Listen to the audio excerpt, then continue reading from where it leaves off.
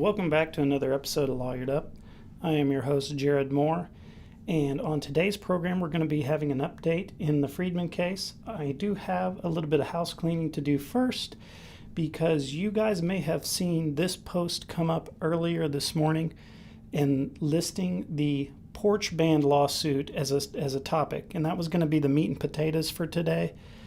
But in the process of doing the research for that case, I had reached out to the lawyer who is representing the Creek Nation and the Hickory Ground in Mary Catherine Nagel. You may recognize that name.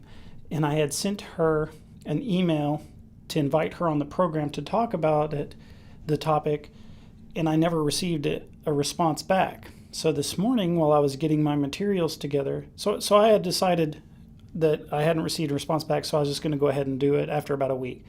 I found another email from Miss Nagel, though, this morning, so I sent her another email inviting her to come on the program, and then we posted the post, right? After we posted the post, she sent me an email back saying she would like to participate, so we rescheduled all of that, right? So that's why we had to remove the porch band as a topic from this Lawyered Up, because we're going to do another Lawyered Up next week on the 25th at 6 p.m. with Miss Nagel joining us, where we're going to do a breakdown of the porch band controversy, what did they do, the lawsuit, everything, the whole history of it. So if you're interested in that, tune in next week on the 25th. Okay, so with that out of the way, today's topic, we're going to be talking about, I do want to mention on today's topic, I got a tip from a citizen to check this out. I hadn't seen it yet, and I'm not going to name the citizen, but you know who you are, and I appreciate all that you do. And go ahead and send me an email. Any of you guys, if you see any legal thing happening you want to have covered on Lawyered Up, let me know. But I wanted to give them a shout out before I started. And so, with that being said, we're at the Supreme Court's website. Let's check out the current docket. Current docket. And you guys know, oh, by the way, if you guys have a question, pop it into the chat. I'm not a lawyer, but I will try to answer it. So you guys know we've been following this case, Citizenship Board of the Mvskoke Creek Nation versus Rhonda K. Grayson. And there has been an update here with order staying proceedings. Let's take a look at it. So this is an order staying proceedings, and it says, on July 8th, 2024, an application was filed with the court in a separate action herein, blah, blah, blah, contesting the constitutionality of NCA 24-077. Now, you guys may remember that because we covered that on the last month's Lawyered Up. That is the law that created the special justices. Okay. So, and then it goes into discussing that. Basically, what this order is saying is that there's been a new action filed in court to hear the constitutionality of that, and until that case is decided, all the other cases that NCA 24-077 is implicated in are going to be stayed. Also, the court is saying that there's going to be briefs submitted in the other action, and it's going to hear those briefs. So what is the other action? And if you guys are interested, there is a link to these documents, not the Supreme Court documents. You can get them from their website, but the filings we're about to go over, there's a Google Drive folder in the description of this video that you can click to read what I'm about to go into, and this is the filing that the Supreme Court is referring to. So this is an application to assume original jurisdiction and petition for declaratory relief, and it's filed by Rhonda K. Grayson and Jeffrey Kennedy. So they're challenging the constitutionality of NCA 24-077. This is the statement of the case. Some of this is just the history of this case that you guys who follow our coverage will be familiar with. I did want to point out a couple of things here as we go through these points. On the background, they'd give the background of the case. They do give Mvskoke Media a shout out here. Let me keep going down. I believe it's on page 6. Yes. So it says here, in an interview with Mvskoke Media, when asked, "What is your opinion of the Creek Freedmen case?" so-called Special Justice Jennings stated, "My opinion is the Freedmen case is that if elected, I will support and defend the Mvskoke Creek Nation Constitution," so on and so forth. You guys may recognize that, but so they're watching our coverage too, so that's great. What is the argument here, though? Let's go on down. Here is the argument. So the first part of the argument is the special justice law violates the Constitution and assails the structure of the nation's government. A, the special justice law conflicts with the plain text of the Constitution. This part, they go into what the Constitution sets as the terms for who can be a justice and how, and they point out that there's been Supreme Court decisions, and the Constitution itself says, for instance, the requirement for a 6-member court is equal to the requirement for court members to serve 6-year terms. Any statutory mechanism creating a bypass to these requirements would be constitutionally suspect. And that's from Ellis versus Shakota Mvskoke Creek Indian Community, SC 10-01. And some other things here is the special justices are not defined in the Constitution and so on and so forth.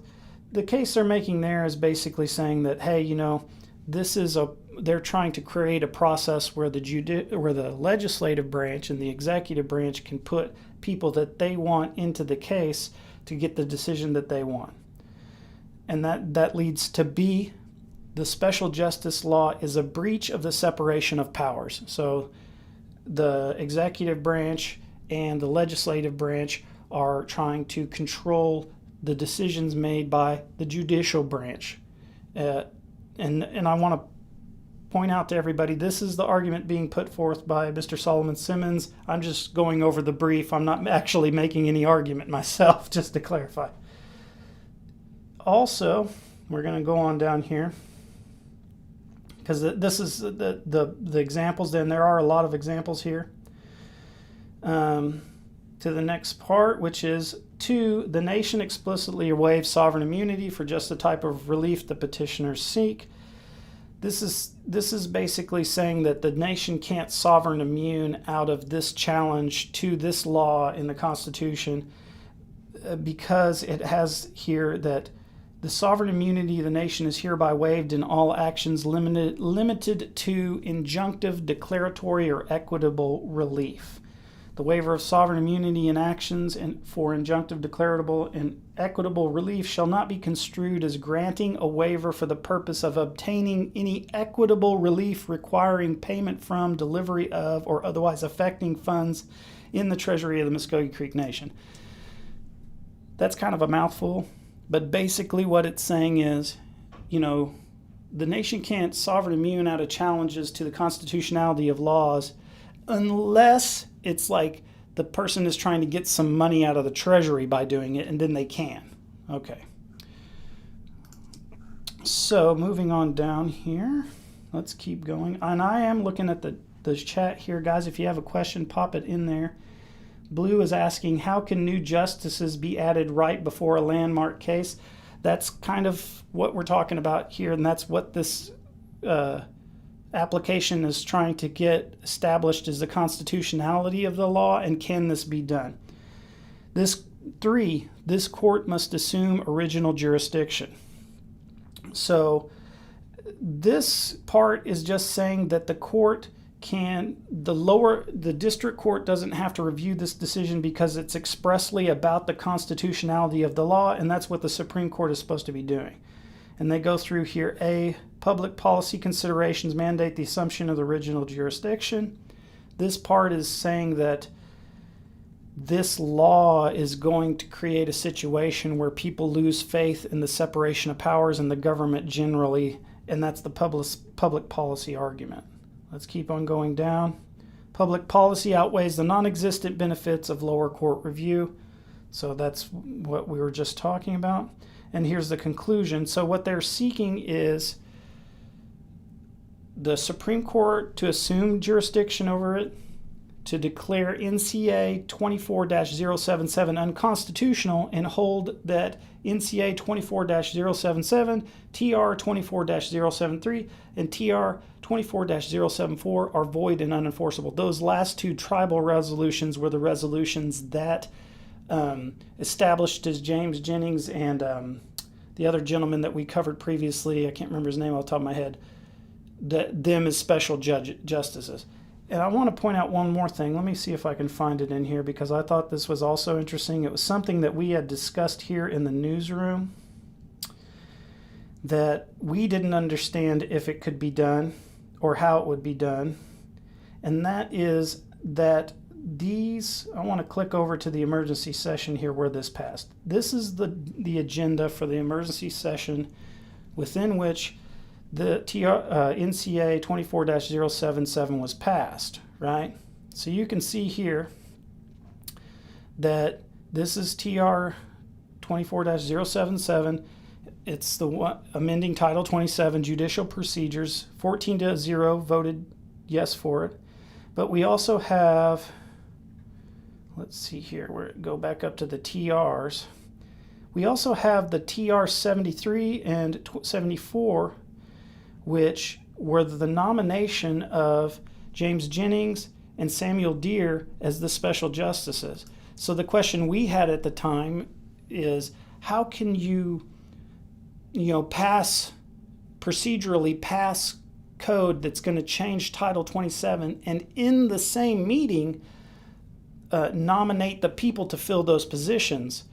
And that's one of the things that's pointed out in this filing by Mr. Solomon Simmons here. Let me find the section here, because he lists it in his the constitutional procedures that were violated from his perspective. Let's see, where is that? Did I go past it?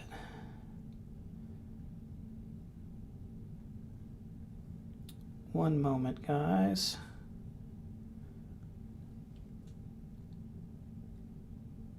Here we go.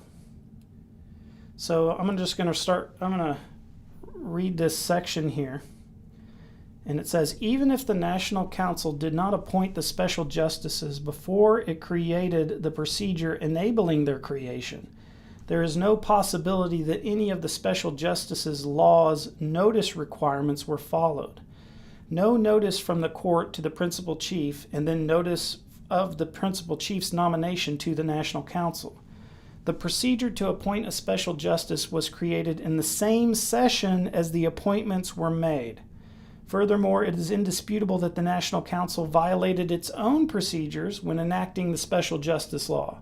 The National Council's own rules of procedure provide, at the discretion of the Speaker, he/she may, for emergency purposes, poll the National Council members in reference to meeting. Upon receiving confirmation of majority approval, the Speaker has the authority to assemble the Council to deal with the emergency situation only. No other matters may be officially addressed and or voted upon. Okay, so, did I not have that popped up? Let me pop that up. That's all in the brief here. So what he's saying there is that the National Council's own rules of procedure were violated. The only problem with that argument is that, we've seen this in the past, the National Council can change their own rules whenever they want, and my question with this particular thing that's in the filing here is, where did he get that? Because they also I don't think they have to publish them either. We've had problems with that in the past, that the National Council passes procedures for themselves internally, and the Constitution gives them the power to do that, but they're not required to publish that for citizens, etc., etc. But I'm assuming that's all going to get ironed out in the decision that the Supreme Court hands down on this particular filing. So where does that leave us with this case? So last lawyered up, I told you guys on the 26th there was going to be oral arguments, and we detailed the big process that we were going to have to go through to cover that. That's been canceled due to this order from the Supreme Court, right? So down here it says the oral argument, let me pop that up, sorry guys. The oral argument scheduled for July 26, 2024 shall be stricken to be reset when the court concludes its review in the new action. And up here it says that they are to submit briefs. Let me find where that is. We talked about the recusals.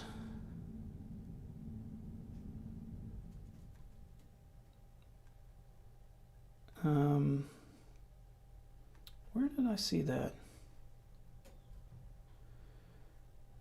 Maybe it was in the other filing. Anyway, basically, briefs are going to be submitted by all the parties in this, and then the Supreme Court's going to make a decision on the constitutionality of NCA 24-077. If they decide it's unconstitutional, they will probably strike those two other TRs, and then we'll be back to square one. If they decide to uphold that NCA, it will be an interesting read to see what decision they do make in that, and hopefully that will be posted to the Supreme Court's website and we could check it out. If somehow you guys see it before me, please let me know. I would love to know, and we will do a live stream on it. Again, and I do want to mention, coming up on Saturday is another episode of Mvskoke Gardening. If you guys haven't checked it out, it's pretty cool. It's a collaboration with from us and the Mvskoke, the College of Mvskoke Nation Extension Program, and it's about gardening. It has some very useful information about gardening and some cool tidbits of tips on how to garden. So check that out. It's going to be going every Saturday at 10 a.m. as long as we can do them. If you want to check out the porch ban lawsuit breakdown, that's going to be next week on the 25th, I think at 6 p.m. Might start a little bit earlier because there's a large section that I've got to go through and do the whole history of the porch ban in this parcel of land. And I don't know if I'm going to do that before Miss Nagel joins or not, because I've only got an hour with her through Google Meets.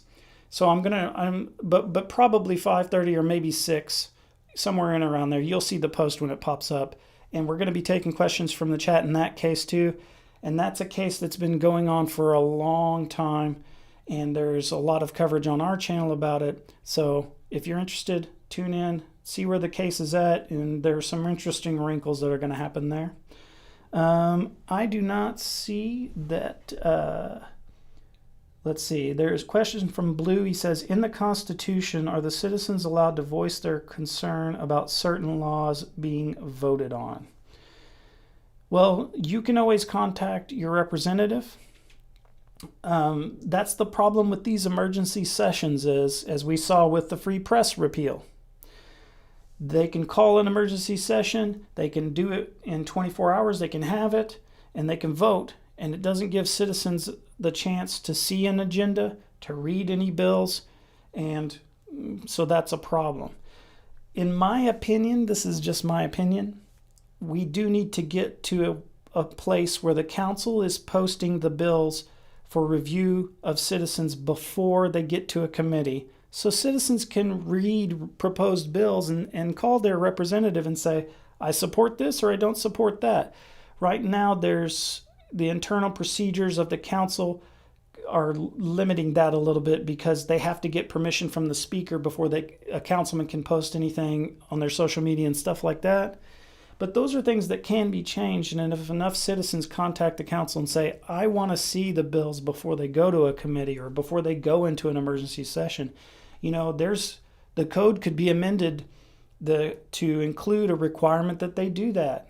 Right? Laws could be changed to require the council to post to the citizens what bills are going to be voted on and what they contain. I think that would probably be good. Is it going to slow the process down? Probably. But do you want a faster process or do you want a process where you have more voice in it? And that's just my opinion. So take it for what it's worth. I don't see any other questions popping up in the chat. Thanks for tuning in today, guys, and we've gone over what's coming up next, and we're going to have another Lawyered Up next week, and look forward to seeing you guys again. So, Mado, Hadam, and Chihicha, please.